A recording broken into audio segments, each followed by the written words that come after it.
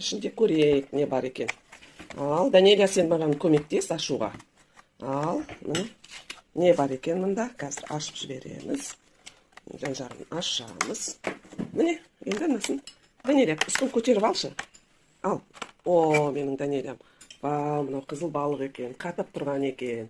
Енді осыны қазір кішкене жібейді, сосын алып, нанға қойып жейміз. Қызыл балық жабысып, сондай мұздап тұрғанмен, мұздатқышта ол жабысып қалмайды екен. Біреуін ақырын ғана алып, мына жерге қоя қойдым. Енді осыны Данелия деген балаға кесіп, балаларға балықты осылай кесіп бердім. Өте жұмсақ, кәдімгі сармай секілді. Нанның бетіне қойып жесе, еріп кетеді осыдағы. Нағыз омега-3